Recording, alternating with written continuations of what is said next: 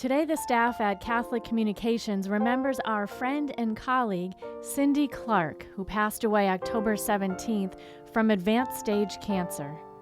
Cindy was a woman of tremendous faith, deeply devoted to her children and to her diocesan ministry. She will be greatly missed.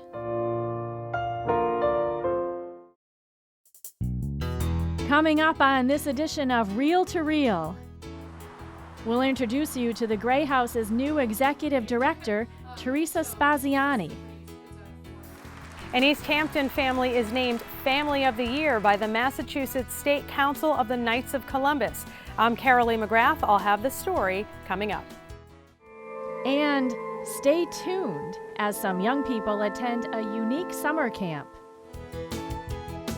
All this and more coming your way on this edition of Reel to Reel from the Gray House in Springfield.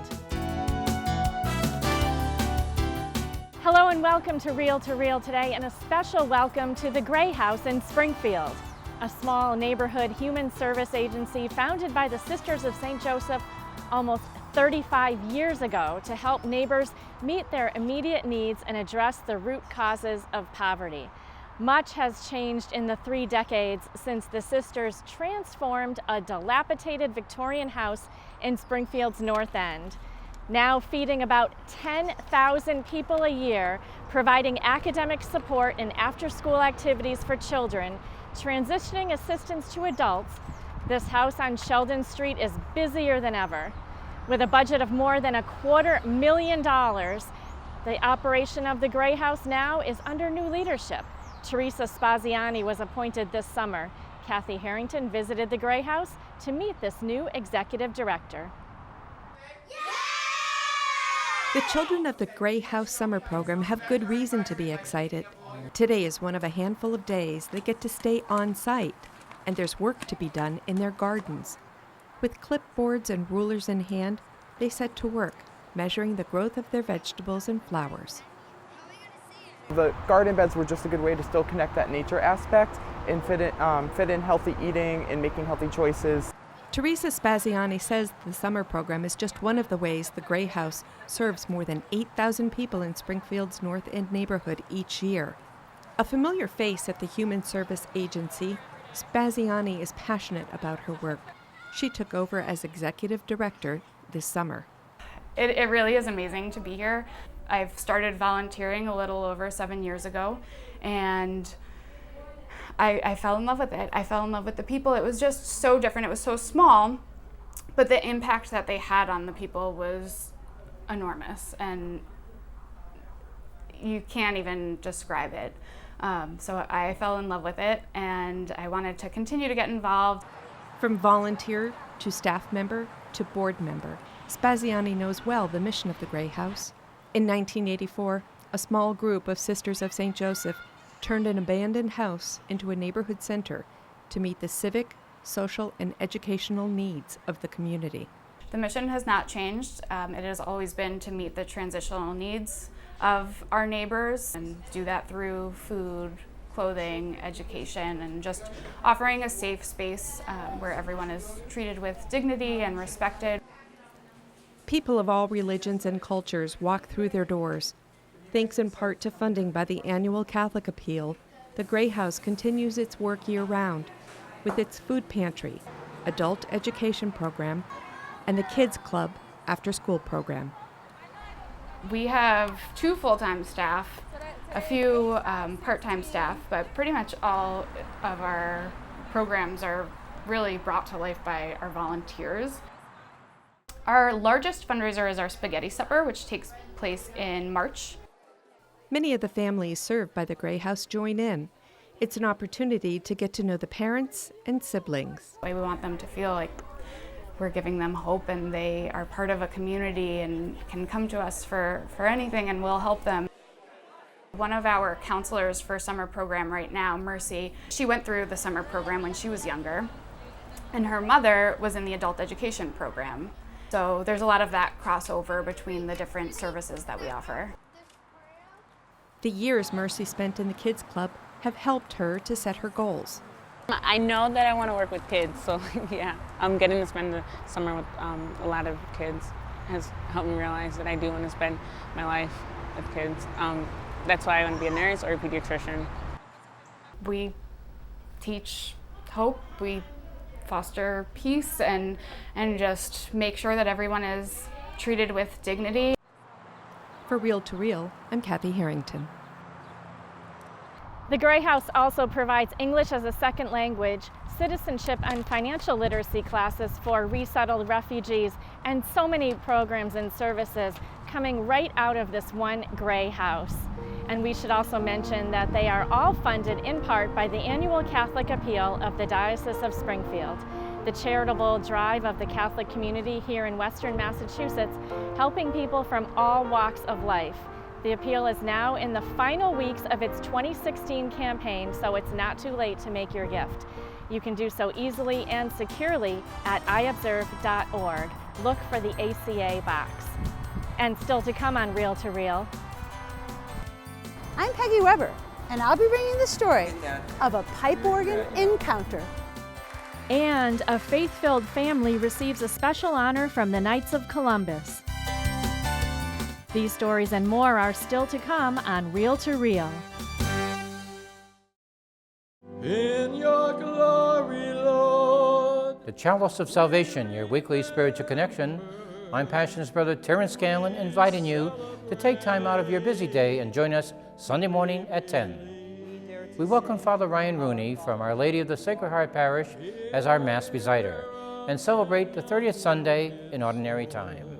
The Chalice of Salvation, your spiritual connection, Sunday morning at 10, right here on TV 22 News.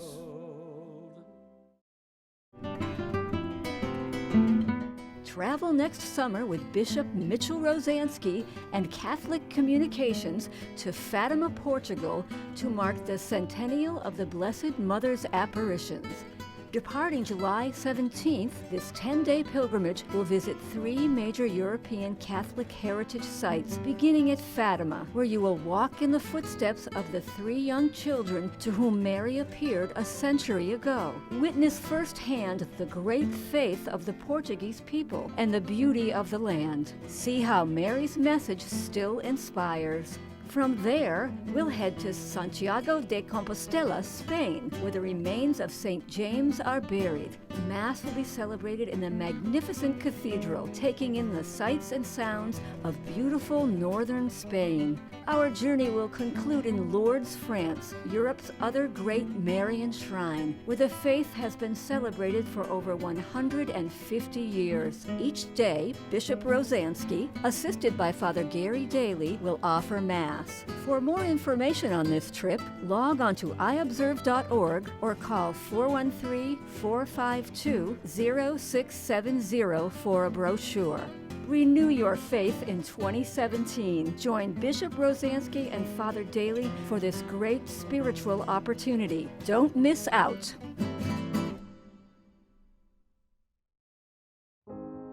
Through your generosity, the annual Catholic Appeal continues to serve our community. I am Andres Lopez.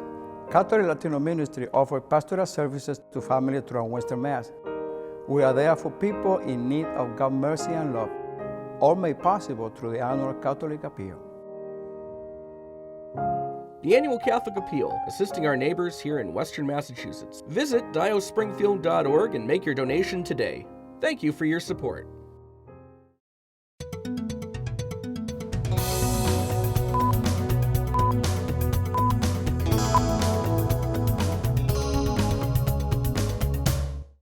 I'm Dan Dumas with your Reel to Reel news brief. Couples from across the diocese gathered to celebrate their special wedding anniversaries with Bishop Mitchell Rosansky last weekend. David Martin has the story. Husbands and wives attending the annual Wedding Couples Anniversary Mass at St. Michael's Cathedral in Springfield are thankful to God for many blessings. Chief Celebrant Springfield Bishop Mitchell T. Rosansky said everyone present was given a wonderful glimpse of love, dedication, and devotion of the married couples to one another and their families. It is really a sign of witness of our faith at work through these couples who really reflect to the world their love for each other, but also God's love for them as they live their wedded lives.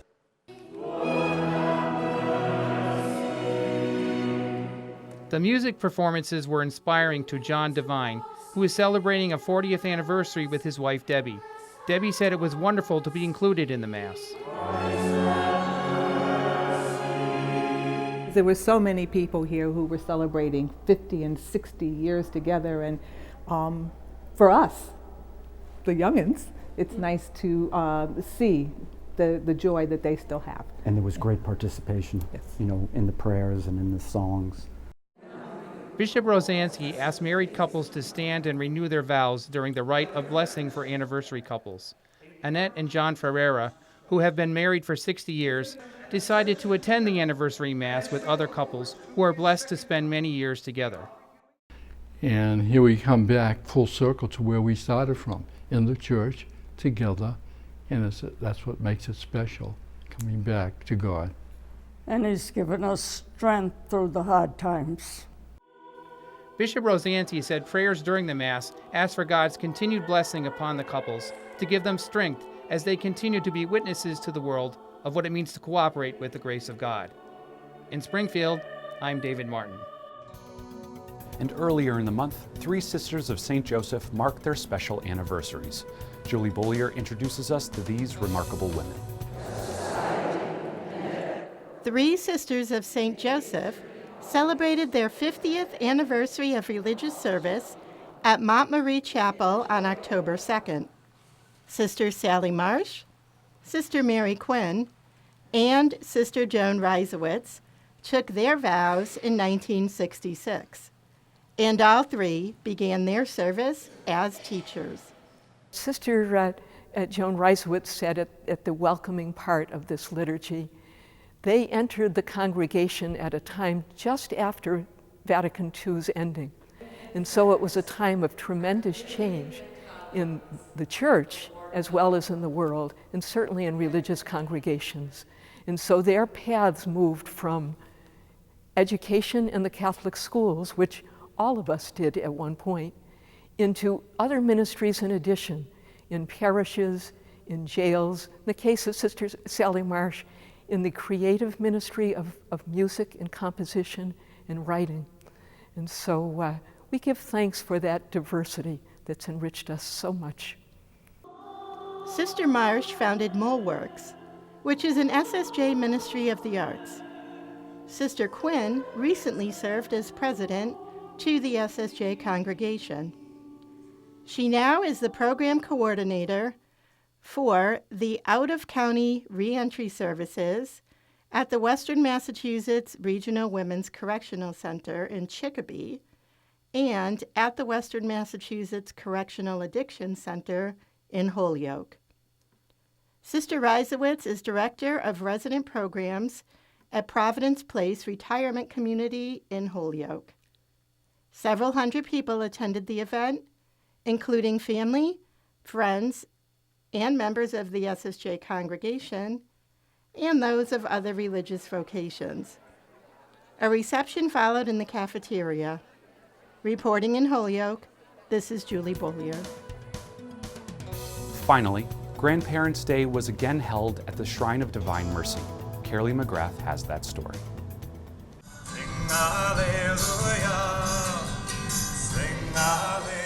On one of the hottest days of the summer, hundreds of grandparents gathered at the National Shrine of the Divine Mercy in Stockbridge to pray for their families.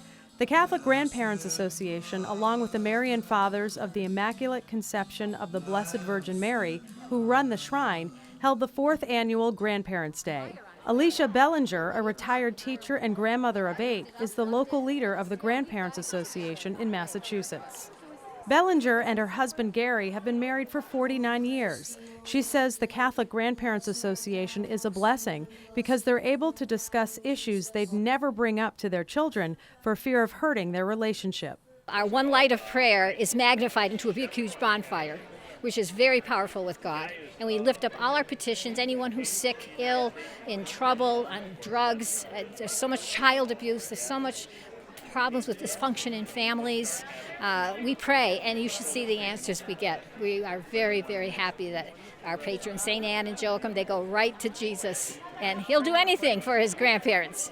The day was planned to coincide with the feast day of St. Joachim and St. Anne, the parents of the Blessed Mother and the grandparents of Jesus. Their feast day is celebrated July 26th. More than 500 pilgrims participated, and they were able to walk through the Holy Door of Mercy at the shrine, enjoy a picnic lunch, attend Eucharistic adoration with a special children's rosary, go to confession, Mass, and do the Chaplet of the Divine Mercy.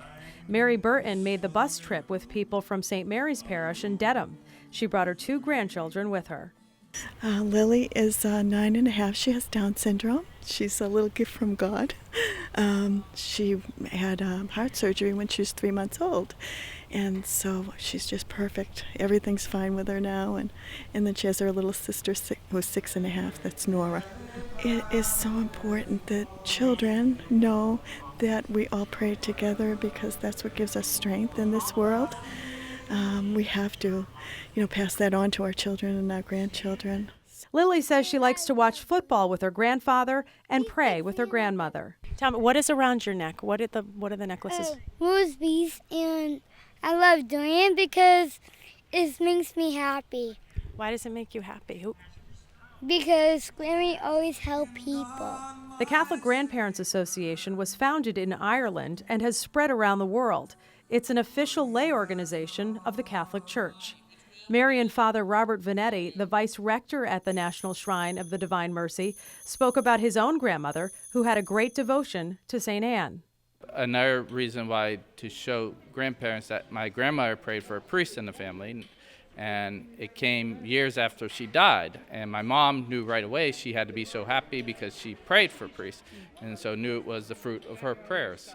But it shows that God answered those prayers in His time and His way, but never to get discouraged or give up. Raymond Provost from St. John the Evangelist Parish in Agawam prayed for his sons and grandsons. We should be to pray for everybody, but especially our parishes too, Because sometimes you notice that some people, they come to church, but all of a sudden you lose them for some reason, and I don't understand that either, but it's just the way the world is today, Looking around, you see everything on the TV recently, it's awful. It's awful. How can we not pray? At the end of the day, people had the chance to venerate relics of St. Anne and St. Faustina. The Catholic Grandparents Association meets the first Tuesday of each month at St. Peter and St. Casimir Church in Westfield. I'm Carolee McGrath reporting. And remember, you can always stay informed on all the happenings in the Catholic Church locally or beyond by logging on to our news and information website, iobserve.org. There you can read articles written by our Catholic communication staff, as well as view archived episodes of Reel to Reel. That's iobserve.org. I'm Dan Dumas, and that's your Reel to Reel News Brief. You are watching Reel to Reel, your window on the world around you. Here again is your Reel to Reel host, Sharon Rulier. Our next story, a wonderful honor for an East Hampton family. Earlier this year, the State Council of the Knights of Columbus awarded the Furmans, parishioners of Our Lady of the Valley, Family of the Year. Both father and son are knights, and Frank Furman, the son of Frank and Joanne, is also a seminarian of the Diocese of Springfield. Carolee McGrath has their faith story. On a recent Sunday morning, Joanne and Frank Furman arrived early before the 11 o'clock Mass to pray the Rosary with other parishioners at Our Lady of the Valley Parish in East Hampton. Faith is central to their lives. They love and serve others because that's what Jesus taught. But by all means, they shy away from the spotlight. So it was outside of their comfort zone when they were asked to stand up at Mass as fellow parishioners applauded them for their recent prestigious award. And so this past spring at the state council meetings, I believe it was on the Cape somewhere, Frank, Joanne, and seminarian Frank Furman were named Family of the Year. When I first was told about the award, I was amazed. I says, we're just doing God's will and helping our brother man and brother knights out, because we didn't think we were doing anything special. We were just helping people in need out, just as God wanted us to. The Massachusetts State Council Knights of Columbus named the Furmans Family of the Year at an awards banquet in Hyannis last May. They say it's been a team effort. Frank and his 26-year-old son, Frank, are fourth-degree members of the Knights of Columbus East Hampton Council 1116 and of the Most Reverend Bishop Joseph F. McGuire Assembly 2670 in Chicopee. Joanne is a cantor at Our Lady of the Valley. She's helped paint the Bethlehem House, a crisis pregnancy center in East Hampton, which is also supported by the Knights of Columbus. She also cooks for their annual parish festival held in June and polka party every August, organized by the Knights. We, as a family, strive every day to bring the word Christian alive by our actions. I love being involved in the music ministry of the church, the events of the church, and working alongside of my husband at the Knights of Columbus events and with other Knights. And it's truly rewarding, and I feel that we have gotten many blessings from God. Both Frank and Joanne agree their biggest blessing in their lives is their son, seminarian Frank IV, who's in his third year of theology at the Pontifical North American College in Rome. I was always excited to work with the Knights, and they've always supported me ever since I entered the seminary. It's inspiring to see just how much these men give of themselves, and their families too, not to count out their wives, who are often a big part of it, and then they can also get their children involved, so it definitely, the Knights becomes a family affair. Both father and son joined the Knights of Columbus back in 2010 when all three parishes in East Hampton merged into one. Both Frank III and Frank IV have the same rank. They're fourth-degree Knights, which is also called the Patriotic Degree. The Knights of Columbus is a Catholic fraternal benefit society founded by Father Michael McGivney, a parish priest in New Haven, Connecticut, in 1882. Father McGivney is a candidate for sainthood. There are close to 2 million members worldwide, helping those in need, building a culture of life, and sharing Christ's good news. Father Doug McGonigal is the pastor of Our Lady of the Valley Parish. He wrote a recommendation letter on behalf of the Furman family when the local council nominated them for the state award. The Furmans are one of the pillars of the parish. They were very involved when we came together 6 years ago now, the three parishes merging. Father Doug also praises Council 1116 for their work, which includes food drives, serving meals at the community center, sponsoring seminarians, and of course, pro-life work. They're a great support to the parish. All their fundraising, it all goes either to the parish or to like Bethlehem House or other community charities and stuff. So absolutely fantastic. And when I need manpower, I can tap them and get a bunch of warm bodies to help out with whatever we need. Frank Furman III, a past Grand Knight, says he hopes other men will consider getting involved. His son adds he hopes young people will recognize the witness of the Knights of Columbus and be inspired to stay close to Jesus. Be proud of your faith and really believe it with your whole heart. I think that's the key. If you really do believe and you love Jesus, then you'll be on fire and you'll want to follow his will wherever it may take you. He says even if it takes you to the seminary. Reporting for Reel to Reel, I'm Carolee McGrath. Congratulations to the Furman family. Bishop Mitchell Rosansky will honor all the Knights of Columbus on Saturday, November 19th with a special 4 p.m. liturgy at St. Michael's Cathedral. This Mass will be telecast the following morning as part of the Chalice of Salvation program. Well, every summer many kids head to camp, from sports to wilderness to scouting. There's something for everyone. But one that you probably wouldn't think of, the Springfield chapter of the American Organists hosted a rather unique camp, a pipe organ encounter. Peggy Weber tells us more.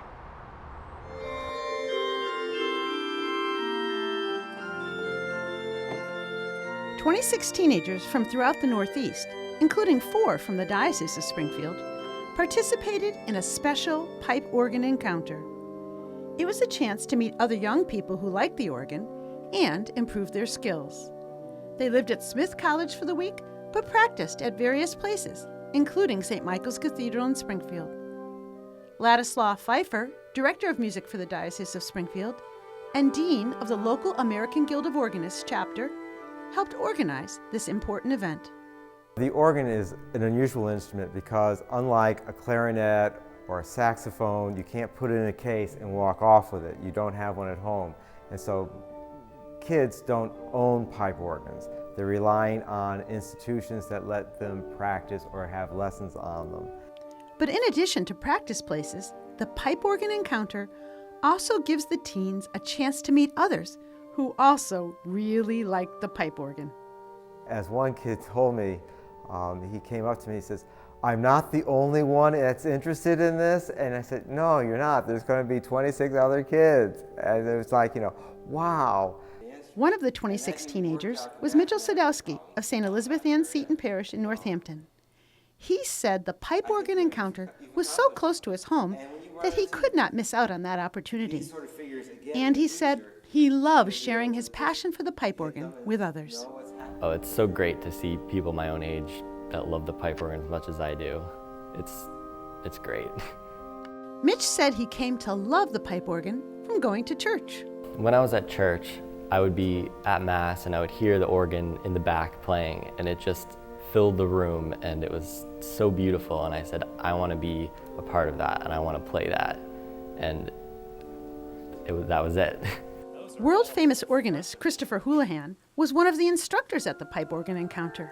Chris got his start locally and now plays in New York City and is the artist in residence at Trinity College in Hartford. He praised the camp.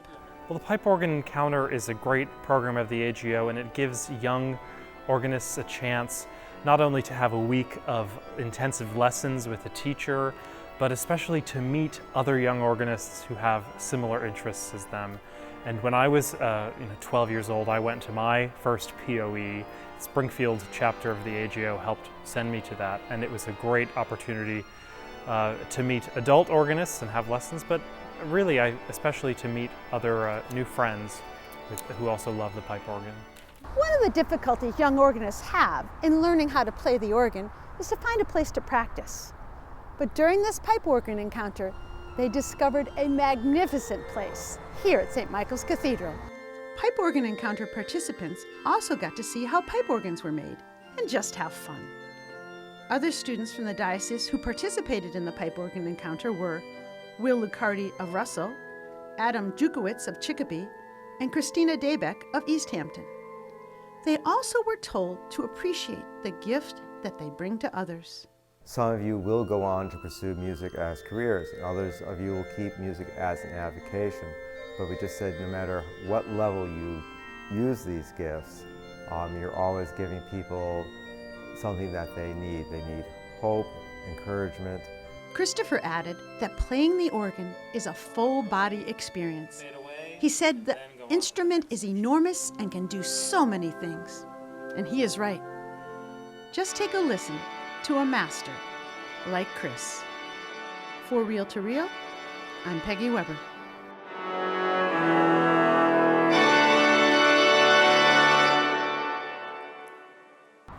What a fascinating camp. Thanks also to Mary Jean Tash of St. Michael's Cathedral Parish for providing the photos from the pipe organ encounter.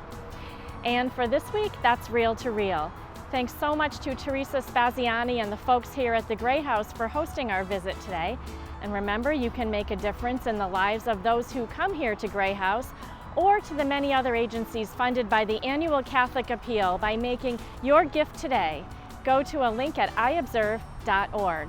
And as always, you can keep up to date on all of the latest news on the Catholic Church here in the Diocese of Springfield and around the world by checking out our news and information website at iobserve.org. Also, you can friend us on Facebook. We are at Catholic Communications. I will see you again next week at this same time, right here on Reel to Reel, your window on the world around you. Enjoy your week.